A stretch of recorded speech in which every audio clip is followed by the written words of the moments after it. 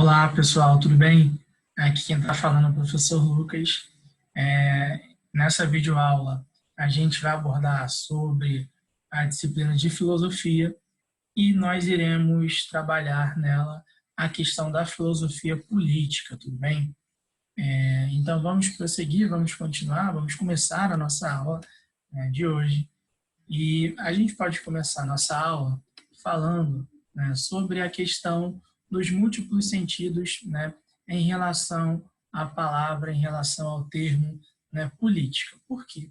Vamos pegar um exemplo no qual a gente esteja numa conversa do nosso cotidiano, do nosso dia a dia, onde a gente está conversando com uma pessoa e essa pessoa ela se mostra intransigente, no popular o que a gente diz ruim de jogo, né? Então, quando essa pessoa é intransigente, ela não gosta de opiniões diferentes, opiniões divergentes, a gente fala que essa pessoa tem que ser uma pessoa mais política, tem que ser uma pessoa que se relaciona mais com outras, que tem uma facilidade maior de tentar entender o outro lado, de tentar, dialogar com o outro lado. Então, geralmente a gente fala que essa pessoa tem que ser uma pessoa mais política. Então, esse primeiro exemplo que eu estou dando aqui para vocês é um exemplo no qual a gente pode ter como noção de que a gente tem que falar de política como um termo, como um conceito que tem o sentido relacionado às relações sociais entre as pessoas. Então, no qual a gente começa a colocar que essas pessoas elas têm que ser mais políticas, elas têm que ter uma facilidade cada vez maior, uma facilidade maior em dialogar, em relacionar com outras pessoas. Tá? Então, esse é um primeiro sentido de política que a gente pode entender. A gente também tem sentido de política quando a gente trabalha quanto às expressões de estrutura de poder interno. Como assim? Quando a gente fala que uma determinada prática, faz parte da política de uma empresa, faz parte da política da igreja, ou seja, a escola, ela tem como objetivo, ela tem como uma política formar cidadãos. A escola tem como política fazer com que os alunos passem no vestibular. Então, a gente pode abordar esse termo em relação, à questão, da política em si. Tá? Outro termo que a gente pode trabalhar também, que é um terceiro sentido em relação à política, é a ideia da questão de um sentido pejorativo. Quando a gente fala que um ser humano ou determinada pessoa ela está fazendo politicagem. Ou seja, como ela está fazendo politicagem? É quando ela utiliza da política, que é algo que deve ser feito, deve ser realizado em prol de um grupo universal, de um grupo público, para ela começar a pensar em política relacionada, obviamente, nas questões ligadas a só seus objetivos privados. Então, a gente pode começar a observar, a gente pode começar a pensar em política baseado nesses três sentidos. Tá? No entanto, quando a gente fala de política, a gente tem sempre que pensar que política vem do grego polis e significa cidade. Tá? Logo, a gente vai começar a entender que a ideia de política é nada mais, nada menos que a arte de governar, de gerir o destino de uma determinada cidade. Tá? A gente tem que entender, além disso, que quando a gente está falando em política, a gente não pode pensar em política como algo único na história. Tá? Porque a ideia de política, o conceito de política e como isso se faz na prática, ele vai mudando ao longo do tempo. Tá? Então, a gente tem que começar a pensar algumas questões relacionadas à ideia de política. Por quê? São múltiplos os caminhos que a gente também pode começar a pensar, a tentar relacionar a ideia de política efetivamente. Tá? Como assim? Eu posso, por exemplo, discutir a questão da política em relação ao poder. Eu posso discutir poder, política, força, violência. Então, assim, eu posso tentar entender e fazer discussões em relação à política pautada em várias questões, em diversos pensamentos, em diversas vertentes. Eu posso fazer diversas perguntas para a gente começar a pensar em política, ok? Tá? Mas o que a gente tem que entender? A gente tem que entender que política, antes de mais nada, é uma luta pelo poder. Não só uma luta pelo poder, mas refere-se à ideia da conquista, da manutenção, e também a gente pode pensar na expansão do poder efetivamente. Tá? A gente tem que entender que a ideia de política ela se pauta na possibilidade da gente tentar alterar os rumos, os destinos de uma determinada localidade, seja no âmbito, né, municipal, que estão as cidades, seja no âmbito estadual, que estão os estados, né, ou seja no âmbito federal, que está o país em si, o Estado-nação, como a gente trabalha efetivamente. Né? Então, a gente pode pensar em política pautado muito nessas questões. Tá? E aí, a gente pode, né, pensar, né, a política, por exemplo, e é isso que a gente vai focar aqui agora, como a questão da política relacionada ao poder, a ideia de força. Como assim ao poder, a ideia de força? É isso que é o nosso objetivo de tentar explicar aqui rapidamente, tá, gente? Por quê? Vamos lá. Quando a gente fala de política, tá, a gente tem que ter noção que a política ela vai tratar das relações de poder. A política ela vai se tratar como a ideia da capacidade, da possibilidade da gente agir. Tá? Então, a gente sempre vai trabalhar com a questão da política relacionada nessas questões. Só que, o que a gente tem que começar a pensar? Tá? A ideia de poder, ela sugere uma questão de duplicidade. Como assim? Ou seja, quando a gente fala de poder, existe quem exerce o poder e quem vê o poder ser exercido pelo mais poderoso. Tá? Então, nesse sentido, o que a gente pode pensar? Que a ideia de poder ela se baseia numa relação ou um conjunto de relações, tá? Pelas quais os indivíduos ou os grupos conseguem interferir na atividade de outros. Da mesma forma, a gente pode pensar que esses grupos que são interferidos, eles também estão nessa relação de poder. Por isso que, geralmente, a gente coloca que é uma relação de duplicidade. Tá bom, gente? O que a gente tem que pensar em relação a isso? Tá? Para a gente ter o poder, é necessário que a gente sempre tenha também, junto com ela, a força. Tá? Junto com ele, no caso, o poder. Né? Que a gente tenha força junto com o poder. Porém, necessariamente, esse poder que a gente está trabalhando aqui, ele não significa que é um poder, né, que é feito de forma física, que é feito de forma violenta, que é feito de forma coercitiva. Tá? A gente tem que entender que o poder ele pode ser feito a partir da ideia, da questão dos pensamentos.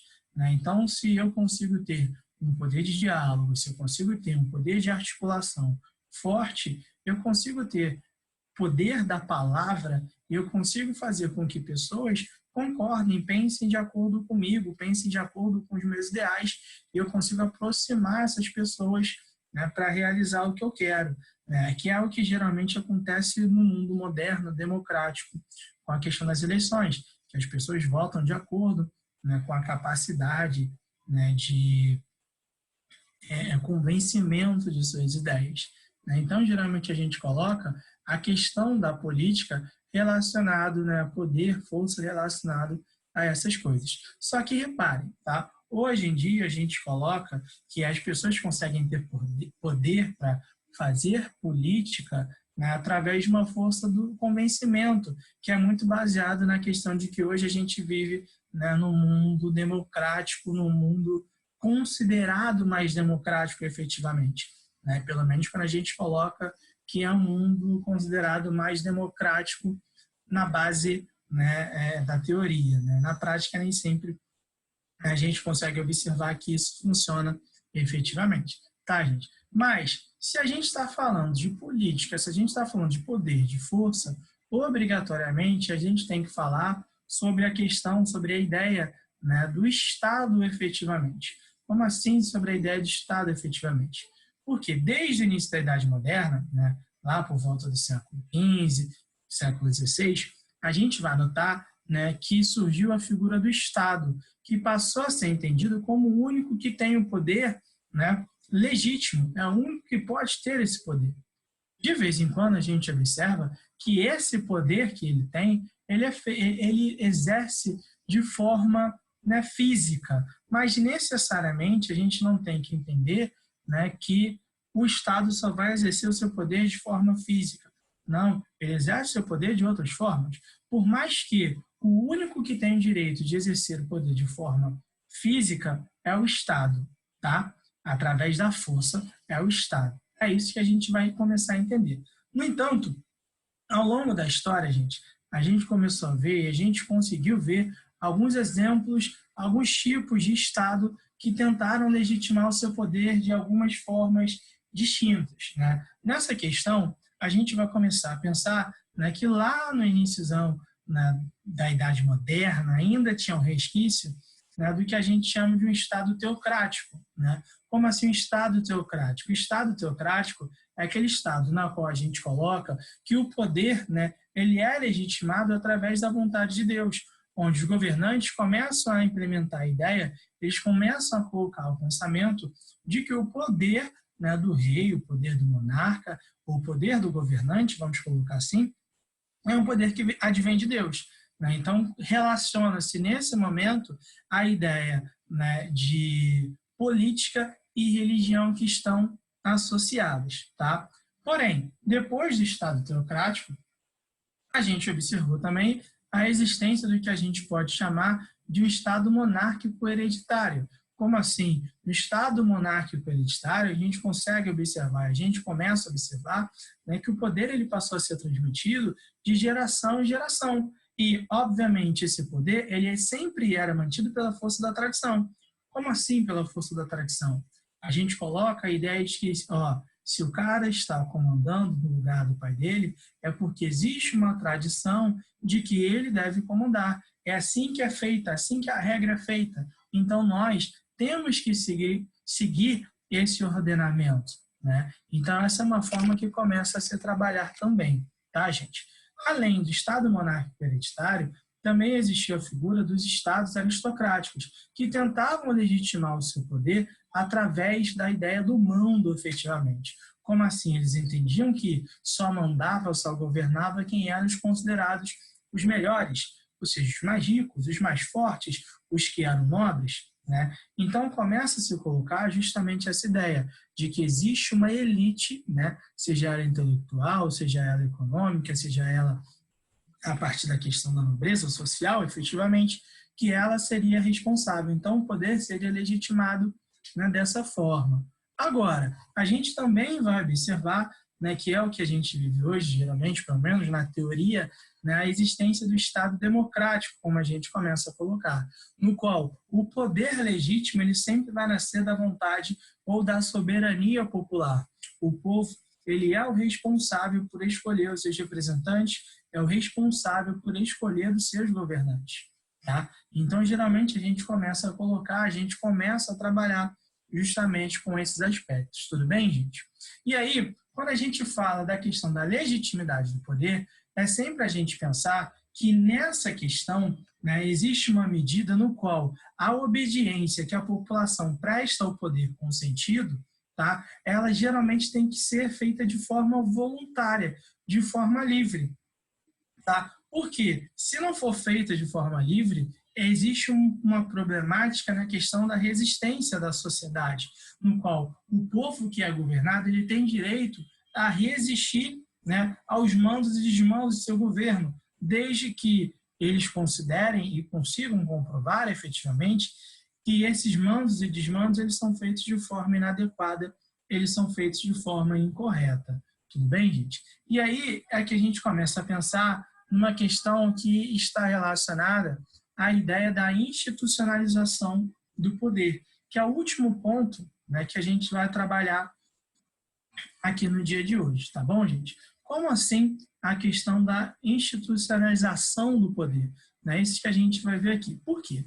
Na Idade Moderna, a gente vai começar a observar que o Estado ele passou a ter posse de um território, a figura do Estado passou a ter posse de um território. Tá? Quando ele passa a ter a posse de um território, ele vai se tornar apto para fazer, né, a aplicação de leis, para começar a recolher impostos, para ter um exército que vai ser responsável, o único que vai ter o poder, o uso legítimo do poder, efetivamente.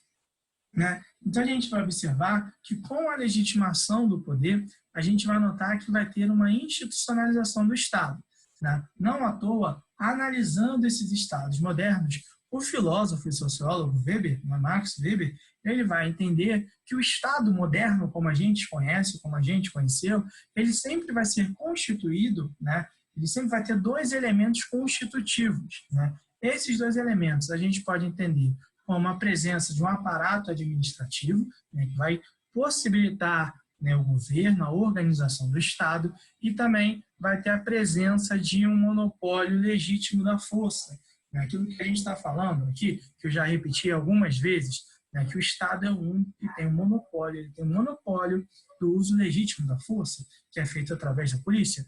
Falar que ele tem o uso legítimo da força não significa a gente concordar que ele tem que usar essa força de forma desmedida. Não. A gente pode e deve e iremos discutir esse assunto no momento, né, mais à frente, né, porque existe uma relação de poder, o Estado que usa, né, a força, né, que é legítima de forma desmedida, ela acaba por se tornar não legitimada pelo poder, né, pela força, pela soberania, porque o povo ele começa a questionar essas relações existentes. Tá? Então, a gente vai observar que o Weber coloca, perdão, gente, tá? Justamente essa questão de que o Estado ele possui dois elementos constitutivos, o aparato administrativo e o uso legítimo da força. Tá bom, gente? E aí, o que ele vai começar a observar? Que anteriormente, né, essa institucionalização do poder no Estado teocrático estava muito relacionada àquela legitimação que a gente estava comentando a partir das questões religiosas. Né? Porém, o que a gente vai observar? Que vai rolar, né, vai acontecer uma secularização do Estado. Como assim vai acontecer uma secularização do Estado? A gente vai observar que poder e religião, política e religião, eles vão se desligar. Então, o Estado vai se tornar um Estado secular, sem a interferência, né, da religião nessa questão. Quando a gente começa a observar que há uma secularização do Estado, né, a institucionalização dele, ou seja, o governo, vai se identificar, né, ou seja, ele vai depositar o seu poder, né, seu poder vem depositado através do que a gente entende como a soberania popular. Como assim a soberania popular? Para ele ter o seu poder legitimado, para ele institucionalizar o seu poder, ele sempre vai estar ligado, ele sempre vai ter essas questões relacionadas à vontade do povo, como hoje a gente observa que está na questão das eleições, né? Ou seja, de 4 em 4 anos a gente vai lá e escolhe os nossos governantes. Então é justamente isso que começa a se trabalhar nessas questões. Tudo bem, gente? Então, assim, a institucionalização do poder, a partir da secularização do Estado, ela vai estar muito relacionada às ideias de uma soberania popular. No entanto, a gente vai notar que quando há o iluminismo, o século das luzes, aquelas questões que a gente trabalha, né, a gente vai observar que, além da soberania popular, vai começar a se discutir que as leis ela têm um papel na institucionalização do poder. Ou seja, os governantes, para tomar ações, para tomar medidas, fazer qualquer coisa, eles não têm que respeitar apenas, né, a soberania popular, mas eles têm que começar também a respeitar a vontade, né, do povo, associado com respeito às leis, porque o governante ele não é mais absolutista. O governante ele passa a ter o seu poder limitado. E esse poder vai ser limitado a partir, né, das questões relacionadas às leis, a partir de uma Constituição que começa a ser construída em diversos países. Tudo bem, gente? E aí, na próxima aula, a gente vai começar a fazer algumas reflexões sobre a ideia de democracia, sobre a questão do autoritarismo, sobre a política contemporânea efetivamente. Tá bom, gente? Mas antes de encerrar, eu quero deixar aqui para vocês duas questões, né, que a gente tem a se pensar. Quais são essas duas questões? A primeira, qual é a relação entre poder e força? Tá? E a segunda, para vocês compararem a questão da legitimidade do poder entre as monarquias cristãs da Idade Média com as monarquias absolutistas da Idade Moderna. Tudo bem, pessoal? Então, essas respostas, quem quiser, pode me enviar por e-mail, né? Aquele que vocês já sabem que eu vou enviar para vocês, tá? E vocês podem responder por lá, que eu darei o feedback, que eu darei a resposta, né, de como vocês estão pensando, né, essas relações que a gente trabalhou aqui. Tudo bem, pessoal? Então é isso que a gente tem para falar hoje, tá? Na próxima semana a gente continua falando sobre a questão da filosofia política, mais algumas questões, né, além disso, tá? Então, por hoje é só. Não deixe de estudar em casa. Qualquer dúvida, é só entrar em contato comigo, tudo bem, pessoal? Então, tchau, tchau. Valeu. Até a próxima.